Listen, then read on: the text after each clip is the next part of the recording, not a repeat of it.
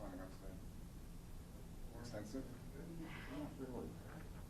No? I mean, a lot of stuff got kind of answered yesterday. Did you do a press conference yesterday? No, but with the release of, Oh, the press releases. and then with Lori, so.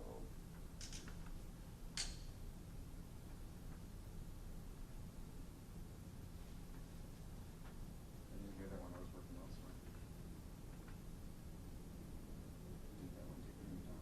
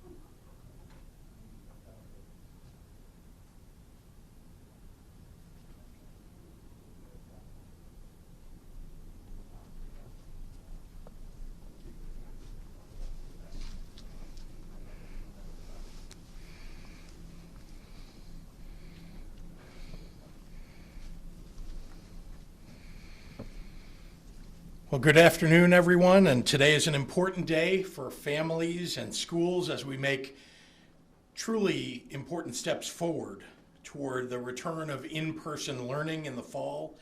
But before we get there, I'd like to turn it over to our IDPH Director, Dr. Ngozi Ezike, to kick us off with today's medical update. Doctor?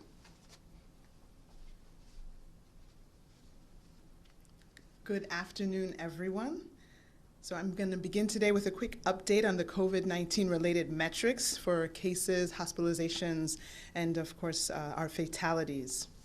So the good news is that Illinois has seen declining cases and declining fatality totals week after week for the past 5 consecutive weeks.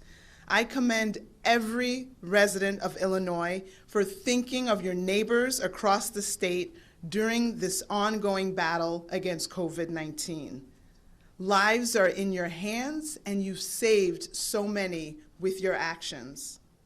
These actions have given Illinois a leg up against this virus. Since yesterday, we are reporting 601 people who were newly diagnosed with COVID-19 for a statewide total since the beginning of this pandemic of 137,825 cases. That does include 38 additional fatalities for a total of 6,707 lives lost. But let's recall that at our highest, we reported 4,000 cases within a single 24-hour period. That was about 6 weeks ago, and we reported 191 deaths on May 13th. But as of last night, 1,648 individuals were reported to be hospitalized with COVID-19, and of those, 424 patients were in the ICU and 236 patients were on ventilators. We peaked at over 5,000 patients in the hospital with COVID-19 and 1,290 ICU patients on April 28th. So we are delighted to see how far we've come and how many fewer patients we have hospitalized with COVID-19. Please forget what you've heard. Increased testing is a good thing. Testing capacity across the state continues to grow. To date, 1,399,000 tests have been run, with 20,507 being reported in the last 24 hours. The highest number of specimens reported in a single 24-hour period was last Wednesday, when nearly 30,000 tests were reported. These are all positive signs and affirm that the steps we have taken to slow the spread of COVID-19 are indeed working. So as we move forward, we need to get back to the things that we have been putting on hold. Now is the time to schedule your kids' back to school physicals if you haven't already. We need to make sure that the kids get checked out by their providers and get their life-saving immunizations. Earlier during the pandemic, we have seen a decline in immunization. So now it's time to catch up. No more waiting. Doctor's orders. In Illinois, we have seen that the pandemic has had significant impact on students and their families, as well as the educators and the school staff. Learning and socialization that happens within school are keys to our success as a community. Yes, there could be another surge of COVID-19 in the fall or perhaps earlier, but let's make sure we take this opportunity now to get to our doctors. Let's get our immunizations, let's get our health screenings, let's get as healthy as we can. Your baseline health status affects how you fare against this virus. This includes parents and teachers too. Get your blood work done, your mammogram. I went for my mammogram this morning. Get your colonoscopies. Take care of yourself and your loved ones. Let's continue to do what we know works. I saw somewhere that they referred to it as the 3 W's, and so I'm going to be using this. Wash your hands, watch your distance, you know that's referring to the 6 feet, and wear a face covering. Let's not lose ground. Lives are in our hands. Thank you so much. And I will summarize the same comments in Spanish. Buenas tardes a todos. Comienzo hoy con el reporte de números relacionados a COVID-19 para casos, hospitalizaciones y muertes. Pero primero hay buenas noticias. Illinois ha visto una disminución en el total de casos y muertes semana tras semana durante las últimas 5 semanas. Felicito a todos por pensar en sus vecinos de todo el estado durante esta batalla contra COVID-19. Sus acciones hasta ahora han dado a Illinois una oportunidad de luchar contra este virus. Desde ayer estamos reportando 601 personas confirmadas con COVID-19 para un total de 137,825 casos en el estado. Desafortunadamente, eso incluye 38 muertes adicionales reportadas para un total de 6,707 vidas perdidas. Hay mucho tiempo que no han hablado español. A partir de la noche anterior, se informó que 1,648 personas en Illinois fueron hospitalizadas con COVID-19. De ellos, 424 pacientes estaban en la unidad de cuidados intensivos y 236 pacientes estaban en ventiladores. No crea lo que oíste. Más pruebas es una cosa buena. La capacidad de pruebas en todo el estado continúa creciendo. Hasta la fecha, se han ejecutado más de 1,000,000 pruebas con 20,000 reportadas en las últimas 24 horas. Todos estos son signos positivos y afirman que los pasos que hemos tomado para parar la propagación de COVID-19 han funcionado. Nosotros salvamos vidas. Gracias a todos.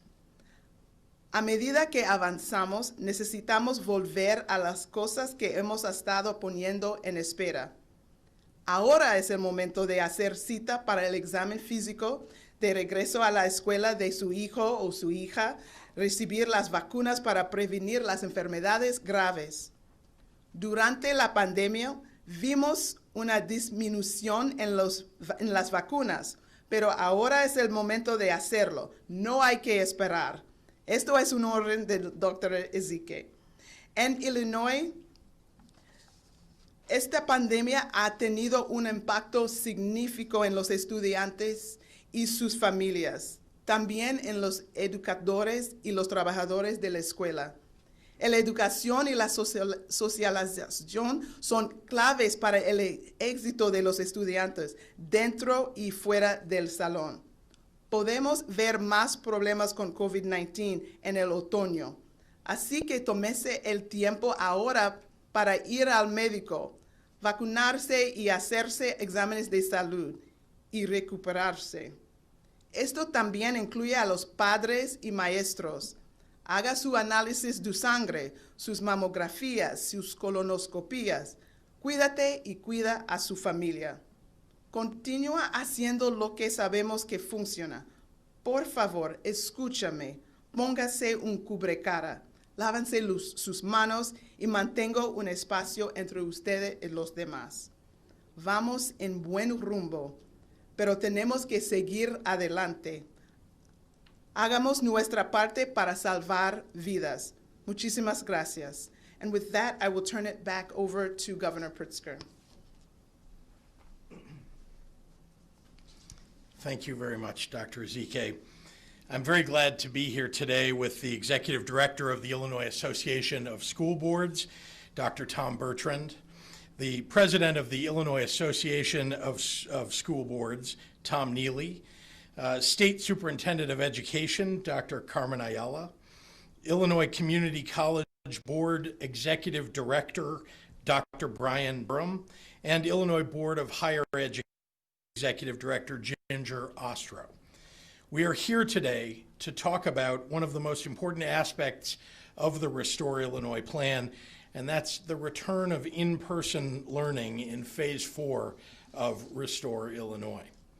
Over the last month, under our Phase 3 Community Recovery Order, thousands of our small businesses in nearly every municipality around the state have opened their doors again safely. Kids across the state have been permitted to return to day camps, youth sports, and child care and summer school programs, giving them access to crucial summer enrichment and helping parents return to work. As we reopen aspects of our daily lives that coronavirus took away, it's important to emphasize that the virus has not gone away. It is still affecting and infecting people, some of whom are hospitalized and have severe complications. Important in our Restore Illinois plan has been our careful tracking of the data in each phase and following the science. It's our behavior that has made all the difference. As we have reopened business and leisure activities, Illinois has done better than almost every other highly populated state at reducing our positivity rates, hospitalizations, and intensive care bed use. And as a result, we've seen dramatic declines in COVID-19 deaths across our state. As of today, every region in the Restore Illinois plan is on track to begin Phase 4 just 3 days from now on Friday. That's a true testament to the people of Illinois who have taken this pandemic seriously and practiced the doctor-recommended mitigations, such as maintaining 6 feet of physical distance, wearing a face covering when in public places, and washing our hands regularly. These new habits we have all been learning over the last 4 months must be reinforced now and every day going forward. Without a vaccine, these will make all the difference between what will happen here in Illinois over the coming months and what we see happening right now in other parts of the nation that have reopened too quickly and without mitigations. The responsible decision-making by most Illinoisans should give us all confidence as we move toward the new school year beginning in the fall. Classroom learning provides necessary opportunities for our students to learn, socialize, and grow. The benefits of in-person instruction can't be overstated.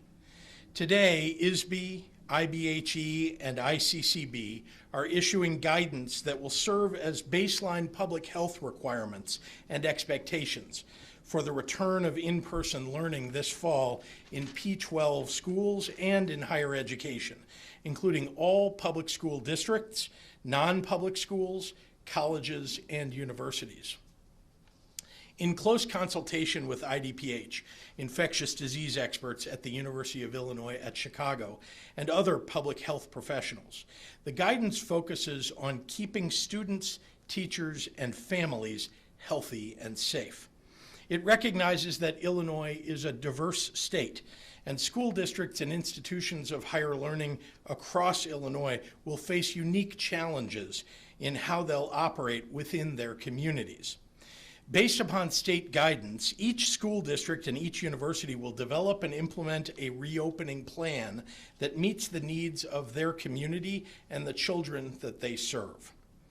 But on a large scale, these guidelines align with the broader requirements of Phase 4, including the wearing of masks or face coverings, a cap on 50-person gatherings in one space, the observance of social distancing wherever possible, and an increase in school-wide cleanings and disinfections, including symptom checks. It's important to note that this guidance is subject to adjustment pursuant to updated public health guidance and changing public health conditions. In the event of a dramatic reversal of local health metrics or a second wave of the virus at some point during the school year, schools and districts must also prepare for the potential need to return to remote instruction. I recently signed into law legislation to provide relief to schools and districts during public health emergencies, including the option to implement remote and blended remote learning days during disaster proclamations, which give local school districts additional flexibility. I have every faith that as we look ahead to the fall, our teachers, our professors, and our administrators will continue to do what they do best, dedicating their days to ensuring every student in this state receives the education that they deserve. One of the most essential mitigations we have for keeping people safe during this pandemic are face coverings. I'm proud to announce today that the Illinois Emergency Management Agency plans to provide cloth masks to every student, teacher, and staff member in every public school district in Illinois. Over 2.5 million masks at no cost to the districts. In Illinois, a child's ability to afford or acquire a face covering should have no impact on whether they can go to school, and it won't. Additionally, to help school districts obtain the supplies that they need to reopen safely at an affordable price, ISB and the Chief Procurement Office Bureau of Strategic Sourcing have secured several joint purchase agreements that K-12 districts can use to obtain safety supplies like hand sanitizer, cleaning supplies, and personal protective equipment at prices more competitive than purchasing on their own. Some are available now, and the team is working to expand the number of contracts over the coming weeks. In addition to offering support to our higher education ecosystem, The Federal CARES Act directed resources to our P-12 schools, over $510 million, of which will go to school districts to address local needs in response to the COVID-19 pandemic. As of June 19th, 580 of our more than 800 local education agencies had applied for their funding share, and 534 have already been approved. Dr. Ayala and I are encouraging all districts to use this funding to close the digital divide by providing devices and internet connectivity, and are directing the majority of the remaining funding to purchasing laptops, tablets, virtual coaching for new teachers, and internet connectivity to advance a vision of equity for our schools and keep our kids on track for success. In short, we are building on the same goals that we've pushed since the beginning of my administration, creating a pipeline of high-quality learning from cradle to career. Throughout this spring, I was so impressed to see all the creative ways that superintendents and teachers adapted to the pandemic, a spirit of ingenuity that stretched up into our higher education institutions, too. That work, that compassion, has never been more important than it is right now. This pandemic has heightened every inequality and injustice in our nation. And it is our educators who are on the front lines of seeing our young people through this moment and making sure that we build a better world on the other side. Now I'd like to turn it over to the leader at the forefront of our efforts to make Illinois the best state in the nation for P-12 education, our State Superintendent of Education, and that's Dr. Carmen Ayala.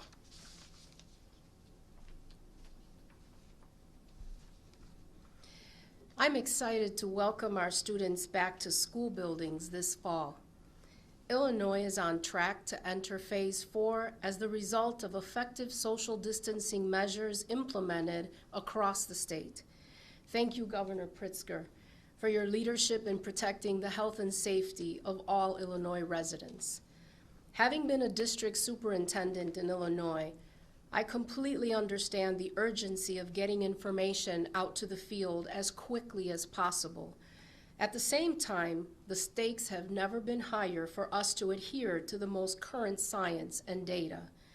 Meeting this standard has meant deep collaboration with public health experts, and so I want to thank Dr. Ezike and her team for their tireless partnership with us.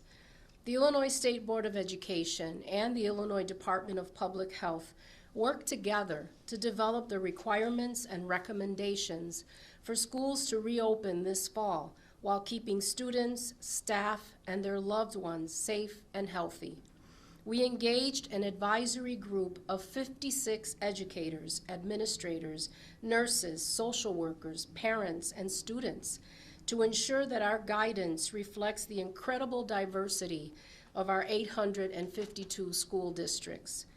In Illinois, we have high school districts, elementary districts, and unit districts. We have districts with pre-K and districts without. We have public schools and non-public schools. Reopening in southern Illinois is not the same as in suburban or in urban Illinois. As much as possible, we have tried to provide common and clear requirements while preserving flexibility for each school and district to develop a reopening plan that meets the needs of the community and the children that they serve. The physical classroom offers rich opportunities for academic and social and emotional learning, where children can receive the supports and resources that they need, and with the face-to-face care and attention of their friends and teachers who can notice in real time if they need extra help or someone to talk to. Our mission of equity compels us to ensure that all students can attend school in person this fall to the greatest extent possible. There are minimum public health requirements that schools and districts must meet as they create local reopening plans. These measures are proven and they are necessary to prevent the spread of COVID-19. Families can expect more information from their schools and districts about what their local reopening plans mean for them. The Illinois State Board of Education strongly encourages schools and districts to maximize in-person instruction for all students. This may require some creative scheduling, but we know our incredible teachers and school leaders are up to the task, and we're here to help work them through any challenges that they may face. This fall will not be business as usual, and we will update our guidance as needed in response to challenging and changing public health conditions. Schools and districts must be prepared to return to remote learning if the virus surges again. The Illinois State Board of Education will continue to engage in open dialogue as we have done from the onset of this pandemic, to give students the greatest opportunity to recover, to re-engage, and to grow this fall. Thank you. Estoy emocionada de darles la bienvenida a los estudiantes a regresar a la escuela este otoño. Me da mucho gusto ver que nuestro estado, Illinois, entra a la fase 4 como resultado del distanciamiento social implementado en todo el estado. Gracias, gobernador, por su liderazgo en la protección de la salud y la seguridad de todos los habitantes en nuestro estado. Gracias a la dedicación de los habitantes de Illinois que se han quedado en casa, han lavado sus manos, han usado coberturas para la boca en estos últimos meses. Algunos estudiantes de Illinois volverán a los salones de clase cuando el nuevo año escolar comience este otoño. Los maestros y las familias han hecho grandes esfuerzos para mantener a los niños motivados y comprometidos durante el aprendizaje remoto. La Agencia de Educación y el Departamento de Salud Pública han desarrollado requisitos y recomendaciones para que las escuelas reinicien el aprendizaje en persona este otoño, manteniendo la salud y la seguridad es nuestra prioridad. Los requisitos de la salud pública que las escuelas deben cumplir cuando regresen en persona durante la fase 4 son exigir el uso de equipo de protección personal apropiado, incluyendo las coberturas de la boca, prohibir que más de 50 personas se reúnan en un espacio, requerir el distanciamiento social tanto como sea posible, llevar a cabo exámenes de síntomas y chequeos de temperatura o requerir una autocertificación de los individuos que entran a los edificios escolares indicando que están libres de síntomas y aumentar la limpieza y desinfección de toda la escuela. La guía pública hoy incluye los requisitos mínimos de salud pública que los distritos escolares tienen que cumplir al crear sus propios planes de reapertura que son únicos para sus comunidades escolares. ISB anima fuertemente a las escuelas y los distritos a maximizar la instrucción en persona para todos los estudiantes durante sus procesos de planificación. ISB se enorgullece en anunciar hoy que podremos ofrecer 2,5 millones de máscaras gratis a los distritos escolares para apoyar el cumplimiento del requisito de que todos los estudiantes y el personal lleven coberturas de la boca en todo momento. Este otoño no será como de costumbre. Los distritos escolares también deben prepararse para volver al aprendizaje remoto si el virus surge de nuevo. Un regreso seguro este otoño le dará a los estudiantes la mayor oportunidad de recuperar y crecer en su educación. El Illinois State Board of Education continuará participando en el diálogo, como lo hemos hecho desde el comienzo de esta pandemia, para ofrecer sugerencias y trabajar con los desafíos que los distritos escolares pueden enfrentar. Vamos a seguir actualizando nuestras guías como sea necesario para responder a los cambios de las condiciones de la salud pública. Gracias. I will now introduce Mr. Tom Bertrand, the Executive Director of the Illinois Association of School Boards.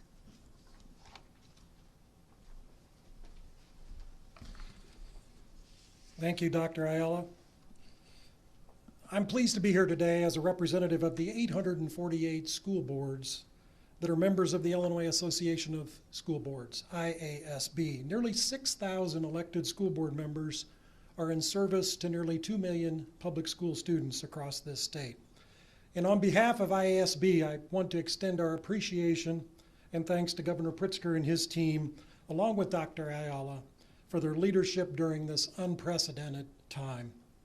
Please know that Illinois school board members understand and are grateful for your efforts and for your sincere concern for the safety and well-being of students, staff, and families who are served by our public schools.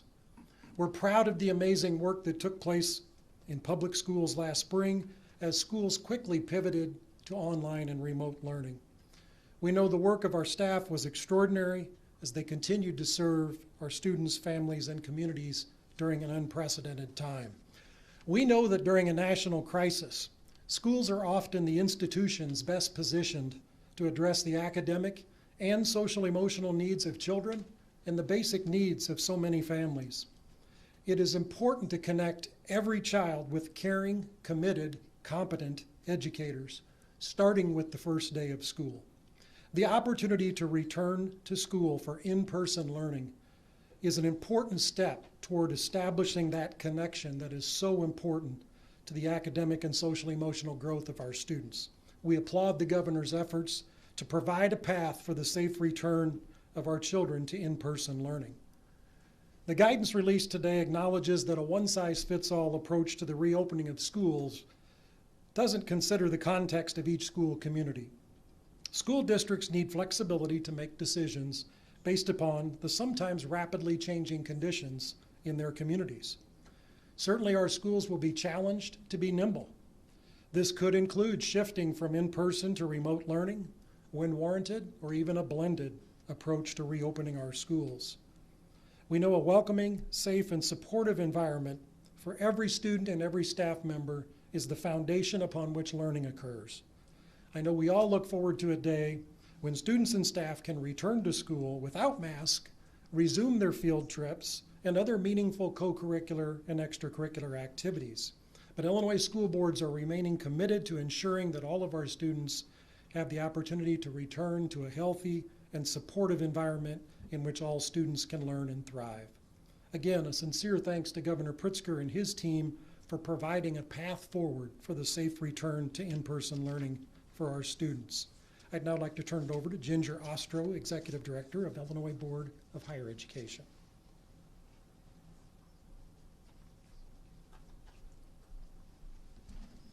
Thank you, Tom. I would like to thank the governor for his leadership through these unprecedented times. We've all benefited because you have guided us by science and public health. And thank you, Dr. Ezike, for your steadfast commitment to keeping us all safe. Let me also thank the members of the Fall Opening Committee who worked tirelessly to provide their expertise and help shape the higher ed guidelines that we're releasing today. We heard from over 20 presidents, faculty, staff, and public health experts from our public universities, our private universities, and community colleges. They were guided by a set of principles that put campus health and safety first and kept focus on student success, emphasizing equity and the need of our under-resourced and underserved students. I would also like to acknowledge the concurrent work led by Brian Durham and the Illinois Community College Board in his Return to Campus Committee, composed of institutional leaders, faculty, and staff from the state's community college system. They were similarly driven by those same core principles of health and safety first and student success. Together, these efforts complement each other so that we have robust guidance that will ensure our campuses can open safely this fall. And that is vitally important because we know the path to personal success runs right through our colleges and universities. Now, more than ever, a college degree or credential is a stepping stone to the jobs of the future. And that is especially true for students who are first in their families to go to college, students of color, and those who are low income. These guidelines will ensure that our colleges and universities are ready for those students. We say to them, don't let COVID-19 throw you off your college path. Stay on course for your credential or degree when schools open this fall. Thank you, and now I hand it back to the governor. Happy to take any questions from members of the media. You want to go? Okay. First of all, thank you, Governor. A couple of questions about some of the guidelines. 50 in one space at a time. Does that mean 50 in a school building or 50 in a classroom?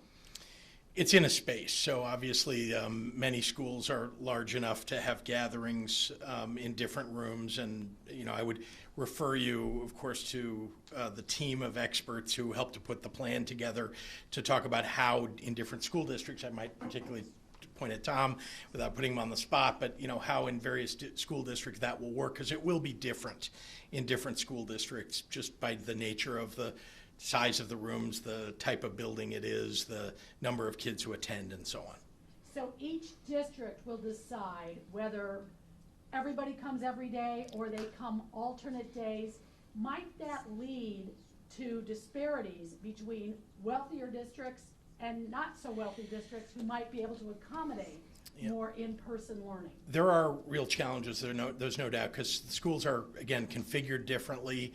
The ability of kids to get to school in the morning is another challenge potentially because of the number of kids who can get into a school bus at one time and so on. And that's why remote learning is so important and why we've dedicated a significant number of dollars to helping school districts overcome the challenges that they had, starting back in March, but this summer specifically to help them, because there will be cases where kids are taking courses or at least portion of their courses from home on certain days and at school on other days. If you test positive, what is the recommendation for the teacher, the student, the worker at the school? Well, again, we've given a lot of guidance about what should happen in businesses, and that's also true in schools. That is to say, people, without being able to get tested, need to remove themselves to socially distance and isolate for a period of time so that they can make sure that they don't have it or that they won't transmit it to anybody else. What's that period of time? 14 days is typically the amount of time. And again, if testing is available and they go get the testing, that can be shortened. The cloth masks that will be given out.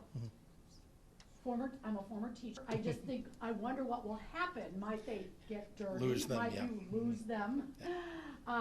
Why not disposable? Well, I think And what do you do at lunch? part of it is that the recommendation, sorry, go ahead, what do you And do? what do you do at lunchtime? Well, I think it's what everybody has been doing. I think we've all had the circumstance where you're wearing a face covering during the course of the day, and you might sit down. There might be somebody who's 6 foot distant from you that you're enjoying lunch with, and you obviously can't wear your mask while your face covering while you're doing that. So people will have to keep track of that during lunchtime. But I want to point out that cloth face coverings have often been recommended by the CDC. That doesn't mean that a surgical mask or some other covering isn't also beneficial. But we wanted to make sure that there were quality face coverings available to every child. But again, I think if everybody, even as you know, everybody wearing a surgical mask or an N95 mask or any other kind of potentially disposable mask, as long as everybody is wearing them, there's a significant amount of safety involved in that. I have several off-topic, but do you want, yeah, why don't you? Hold on topic. Yeah. Governor, just to follow up on Mary Ann, if a student or students do test positive, what does that mean for a school? Is it a classroom? What are the next steps that would occur there? Again, there'll be decisions. I want to look at Dr. Ezike first, because I think that she'll give you the medical answer to that question. The recommendation, obviously, is that anybody who's been in contact, it's the same recommendation as if you went into work one day and found out that somebody that you worked with had COVID-19, had contracted COVID-19 and been confirmed to have it. You should isolate, you should go get a test and so on, and that'll be the recommendation in a school as well. But Dr. Ezike, do you want to add to that? So like the governor is saying, the rules and the management doesn't really change. If somebody is positive, they do have to stay home. They would have to isolate. There's a minimum of 10 days from when you began symptoms and 72 hours of the symptoms relenting. So that guidance doesn't change. In terms of what happens in the classroom, obviously you have to identify, the people who have, the guidance is if, 15 to 30 minutes of close contact within 6 feet without coverings. Those are the people that are considered, close contacts that would also now have to quarantine, waiting to see if they develop symptoms, and that quarantine period is actually 14 days. And so those measures would still go into effect anytime somebody's positive. The local health department would still get in contact and then help with the investigations to identify the people who would have to either, well, of course, the affected person would be home, but then identify who the close contacts were who would also have to quarantine while awaiting to see if they develop symptoms over the 14-day period. And then, of course, there would be extensive disinfecting of the area, of the classroom, of the spaces in which the affected individual would have come in contact with, to make sure that all surfaces and spaces are cleaned and appropriately disinfected.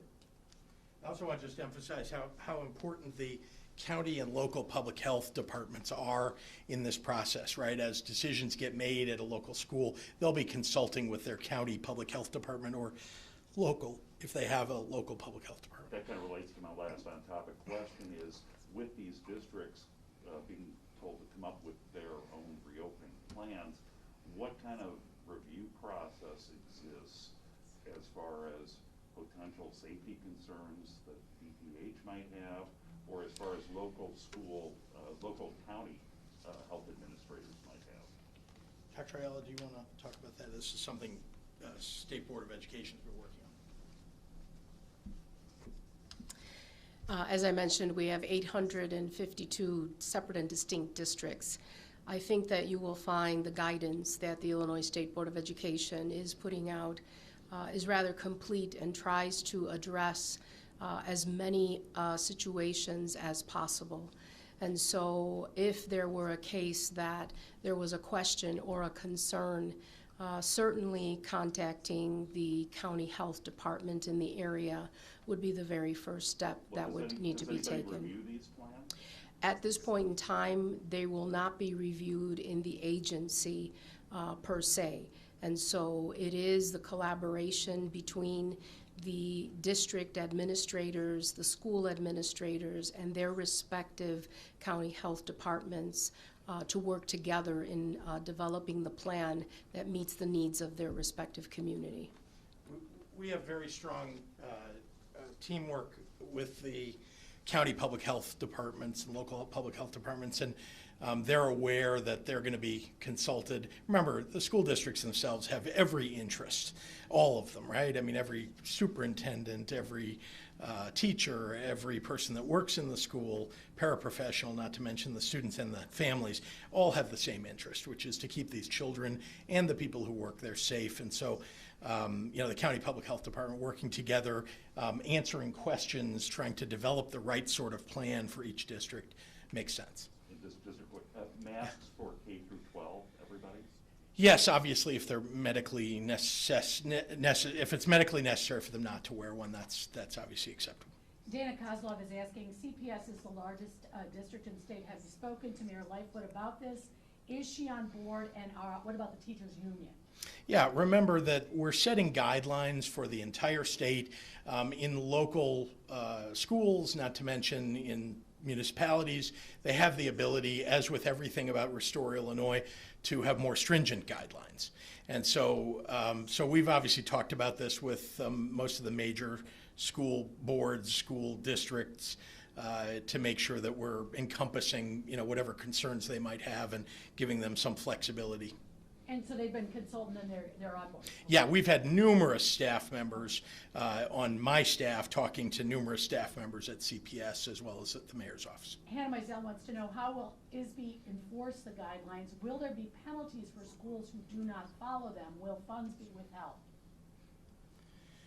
Again, because there's such a strong common interest, of everybody involved in a school district, that there's no effort here to look to punish people. The whole idea here, everybody has the same common interest to keep these children and the people who work there safe. So, no. Would you also offer face shields besides the mask? Again, that's going to be something that at the school district level, they can look at. I told you about the ability of every school district to access PPE, the kind of PPE that we may not be providing for free to them, PPE that they'll need at the local level, which, by the way, the federal government has provided some money to school districts for. So face shields certainly is another answer to face coverings. Some off-topic questions that came in even before the news conference from Craig Wall. Movie theater owners say they were blindsided yesterday by your Phase 4 guidelines for that industry. Based on discussions with your office, they had been expecting that the capacity for theaters would be 50% and up to 250 people. What happened and why was the number reduced to just 50? Well, I want to be clear to anybody that had expectations of something larger that there is the opportunity for us to do that. At any moment, going forward, as we look and see, remember, when we change guidelines, when we move from one phase to another, what we're looking to do is to measure how are we doing in hospitalizations, how are we doing in positivity rates. If we start to see things moving up, forget spiking. If we see things moving upward, we want to watch them closely.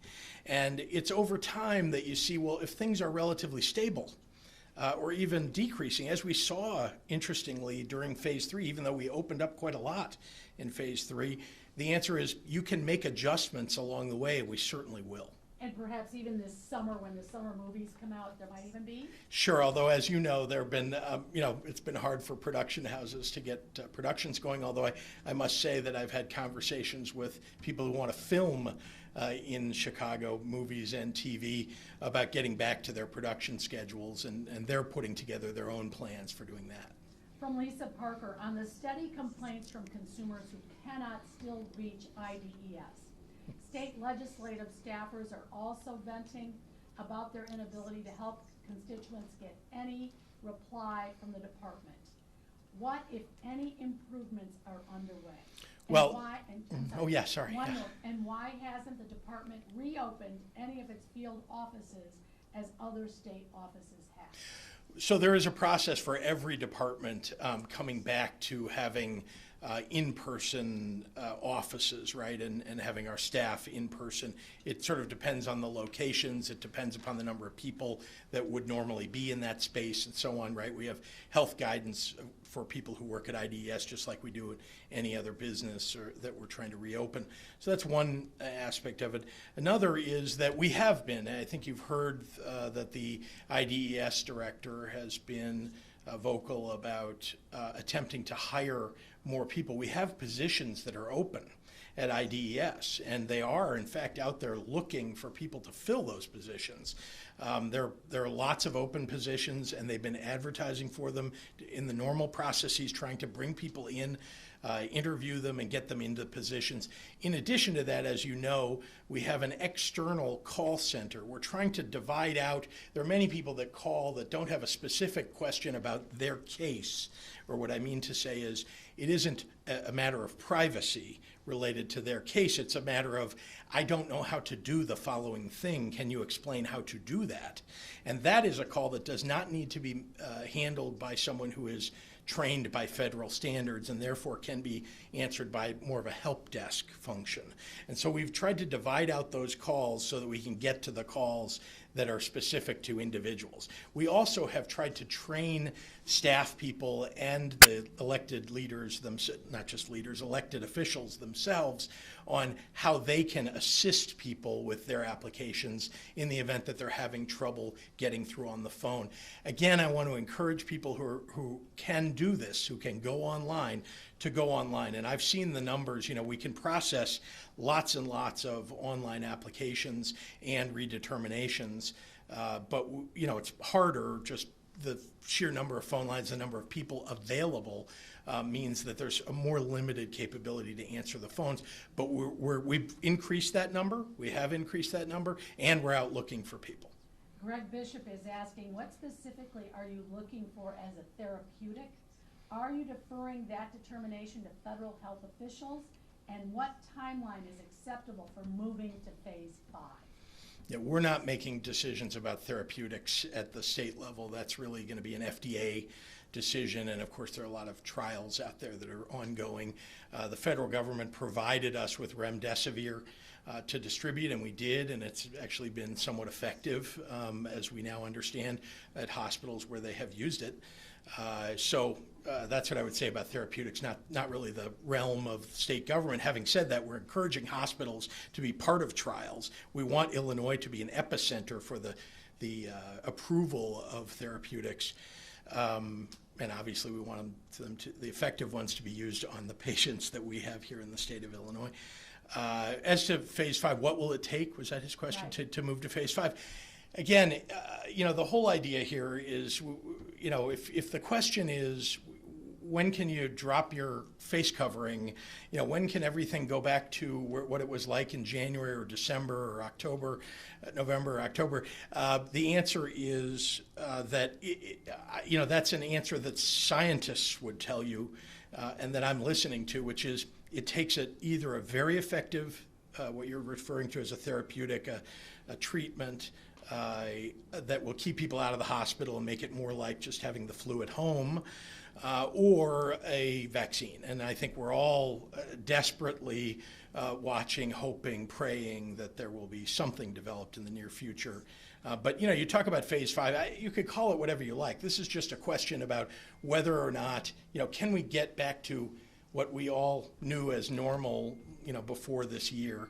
And I think the answer is what I just said. Call it what you like, phase 5 or back to normalcy, but that's what it would be. All right, Mark Maxwell is asking, was it your intention to open the door for pro and college sports or large concerts in phase 4? Why do you think a gathering of thousands of people outdoors is safe?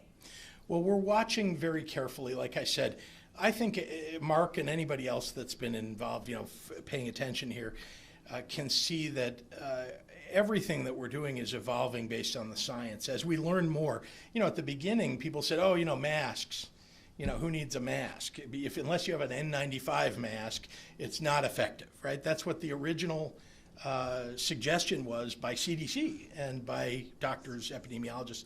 As we learned more, as they learned more about the virus, they changed their view on that. And now we can see that there is serious reduction of transmission when both people are wearing a face covering cloth or surgical or otherwise.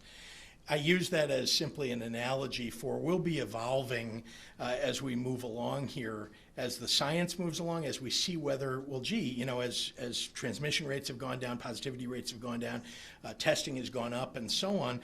Maybe we will see, as we have moved through these phases, seeing that, as it turns out, if people sitting outside at a restaurant in this phase that we're in now has not caused a significant amount of transmission. Indeed, I don't know examples right now of where that has happened.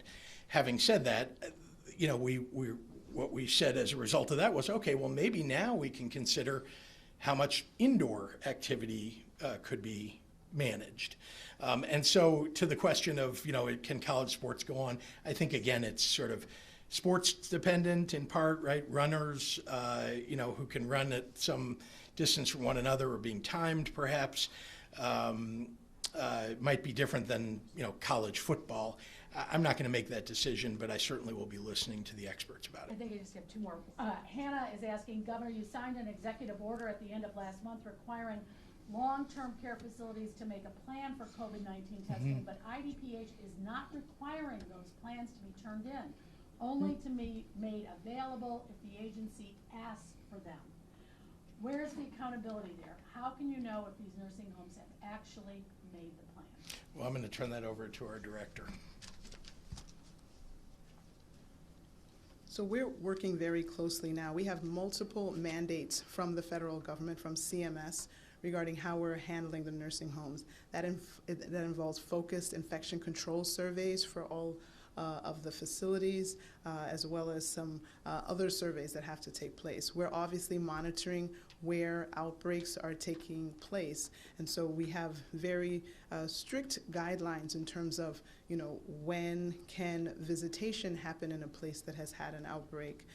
So we know where the outbreaks are. We know which places we've had to take a special look at. So we are working closely.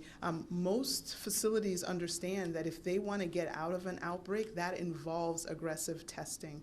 And so, all the facilities know that there's testing. We're making testing help available. A lot of times the facilities say, we've got it under control. Our medical staff can do it, and we can help them with getting the testing, the specimens to a lab for the actual resulting. So we are working closely, and we're trying to work collaboratively. We have the same vested interest of taking care of our most vulnerable members of society. So yes, if it comes to the point where there's an outbreak that has been identified and someone is not participating in testing, that's when you might get a little bit more heavy-handed to say, hey, we'll come in and do the testing, and if they say not, then we can remind people of the emergency rule and the things associated with that. But again, we're trying to work together to take care of these residents in the facilities, and I think because of our common aim, we can do that working together as opposed to trying to carry a club. Can I have one more for you? In an interview with the Sun-Times, you talked about handshaking, and you said not now, between a year and never again. Can you explain why? No, I think now that we know how much can get passed from person to person, we just have to be very careful. I think I also said, all of that would be a different answer if I knew that I had a pocket tester, a pocket COVID tester, where I could find out in a moment's notice, like, who has the virus and who doesn't. So, there's a lot of different things at play. If there was also a cure or a vaccine where this is not going to be a deadly virus or wouldn't cause as many fatalities, if I'm not worried that, people in my household who are high risk or my mother could contract it if I got it, and that there wouldn't be a cure for her if she, got very ill, like that's the situation we are in now. But I think I'm praying that won't be the situation, for much longer. So again, all those things can change. But again, we know that if someone doesn't wear face coverings or they don't promote it in an establishment, I think we have the right and it's the right decision to say maybe that's not an establishment that I want to go to. And right now, with the virus being everywhere and we don't quite know who has it, and we're not quite where we want to be with being able to have testing all the time, then let's be careful with some of those things that might transmit the virus. So that was what I was speaking to. Governor Kelly from Block Club Chicago. What advice do you have for people who have concerns about their safety now as they're returning to work, people like servers and bartenders? Advice Well, that are concerned about, that they're being told. It's just people going back to work after not having been there and concerned. Look, I understand, and there is, I think, reason to be very careful. I think that everybody should, if you follow the mitigations that Dr. Ezike and the experts have been providing to us, have been telling us about for some time now, it significantly reduces the possibility of contracting coronavirus. So people who are going back to work, they should stay safe. They should follow mitigations that they're aware that they need to follow. And of course, if there's a workplace in which they're made to be unsafe by virtue of an environment that's been created there, that that they feel unsafe, and they should report that. Shia from Politico wants to know, can you offer a status and metrics on contact tracing and how the state's doing in that regard? Yeah, I can't as of today. I have regular meetings about contact tracing and the progress that we're making. I can tell you that hiring is going on all across the state by county and local public health departments. We're providing grants to those departments for doing that hiring. So we've seen the numbers of contact tracers improving, and as a result, they are making more calls. But I can't give you the metrics today. I just don't have them in front of me. I promise, though, one of these press conferences soon will be an update on our contact tracing. We are indeed making progress. She also has a question, and quite frankly, I think it's a growing one, seeing that there's been no action in Congress about help to states or local governments. Yeah. About at what point does the state look at the possibility of pay cuts, furloughs, or layoffs in response? Obviously, we look at that all the time because we want to be, prepared. But the fact is that I think there's also a growing consensus that the Senate will likely take up a bill of some sort. I don't know whether it'll be the HEROES Act or portions of the HEROES Act in July. That's now the schedule that we've been told about. So we're, eagerly awaiting that. Tony Arnold at BEZ says the city of Chicago says it's capping outdoor gatherings at 100 people in phase 4. Does that go against the state's limits of gatherings of up to 50 people, with the one exception being at outdoor seated spectator events? Yeah, local governments, municipalities are free to make more stringent guidelines, but not looser guidelines than the ones set by the state. So does this go So that may be a goal. I mean, I know that, as you know, several weeks ago, the mayor was advocating for opening up indoor dining, which wasn't in line with our guidance at the state level. But she understands that we have a whole state here that needs to be, kept safe and healthy. So, these are, I think, it is absolutely appropriate for mayors and other elected officials and others to express themselves about what they'd like to see happen in the state. And these are all things, especially coming from people who run municipalities, that we take seriously and consider how we might accomplish that goal. A question from WLL Radio. What is the testing criteria for inmates inside state prisons? Do they need to be showing symptoms in order to receive the test? So I know that's evolved, and my apologies for not having the latest guidance about prisoners. I can tell you that we are testing staff on a regular basis, making sure that we're covering them and people who have symptoms, prisoners who have symptoms as well. But I can't tell you exactly what the latest guidance is. As you know, as we've had more and more testing available, the guidance in each area has loosened up a bit so we can take in more patients or more people who are concerned about whether they might have contracted coronavirus. Charlie Myerson at Chicago Public Square says Dr. Fauci says a COVID-19 vaccine may be available before the end of the year.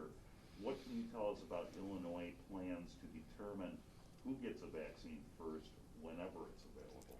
We want everybody to get the vaccine, and of course, we want to make sure that the people who are most vulnerable, who are able to get a vaccine, are the ones that are served as soon as we can.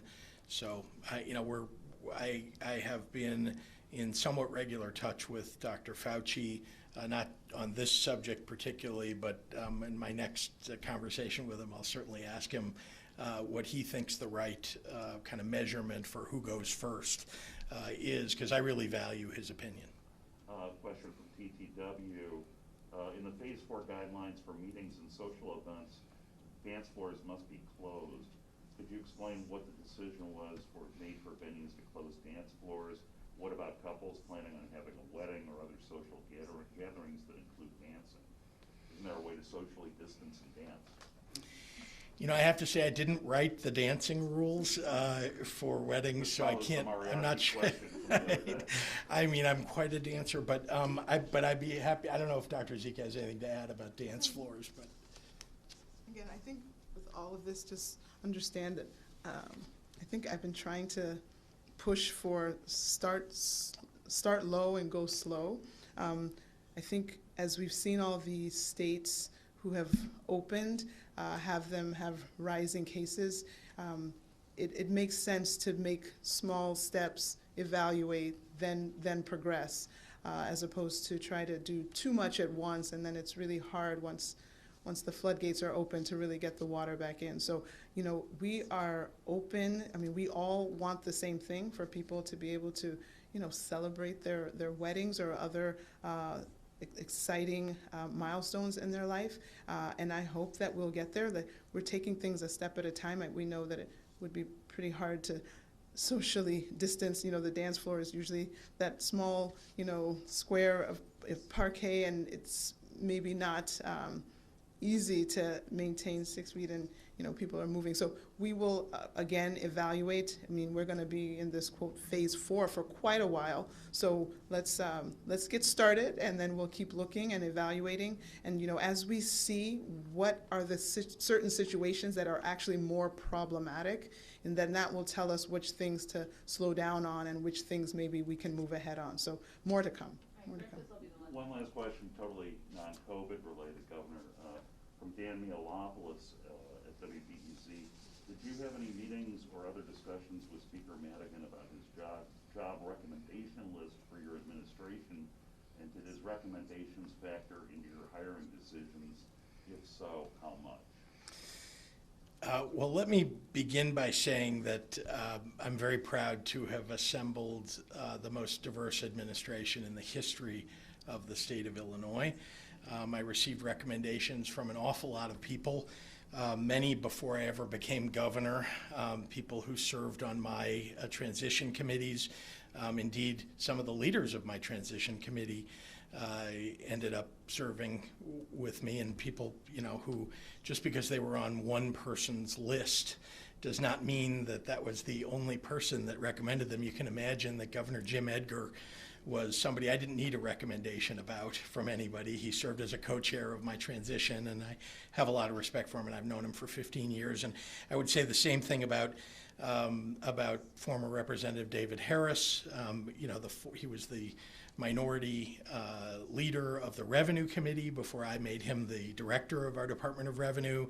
And let's also look to Barbara Flynn Curry, the majority leader of the Illinois House, who's, I think, widely respected, a real true progressive leader, and so that you can imagine the number of people that said something to me about the possibility of bringing her into my administration. So I'm very proud of the administration that we put together. We got recommendations from lots and lots of people. I'll just give one example of Jim Bennett, who was written about in this article that is being referenced, I think.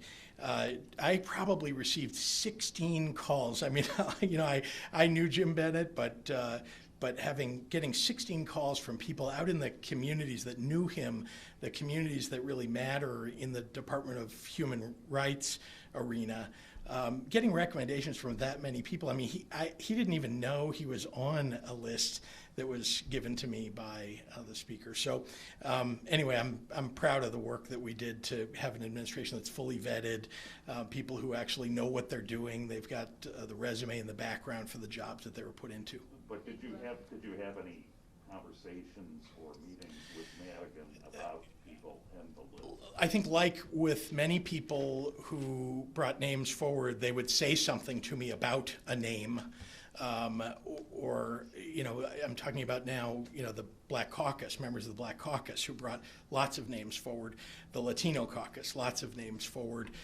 Not to mention, remember, I had a whole life, before I was governor in the private sector, and there were quite a number of people that I know from my work in nonprofits, not to mention in my work in business, that we did a lot of work to, that I got lots of recommendations from people that I knew for people in positions. So, I don't think that's unusual. Thank you. Sure, go ahead. Dr. King. Yeah. Hi, Amy Jacobson here. I just have one question for you. We've had a number of people reach out to our station saying that their loved ones in nursing homes were exposed to COVID-19 because patients were sent to the hospitals but brought back before the 14-day period. Do you know the total number of deaths in nursing homes and assisted living centers across the state? Yes, it is.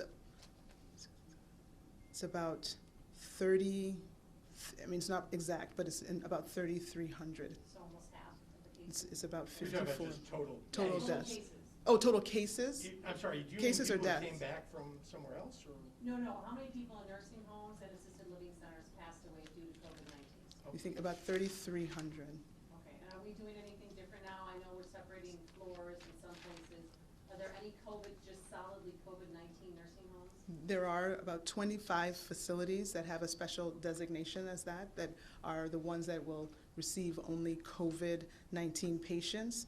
They can take them as a transfer from another facility. They can take them from the hospital. I will say that we have had a decrease in the number of weekly totals of deaths from the nursing homes week after week for the last 6 weeks. So we are doing better. We're having fewer deaths, and we are having, I think, better compliance with doing mass testing, which helps us identify positives sooner so that we can separate and isolate as needed. So I think we're moving in the right direction, and I think the stats show that with the decreasing number of fatalities in nursing homes across the state. All that information is publicly available, so I'd urge everyone who has questions on specific numbers to visit websites. Thank you.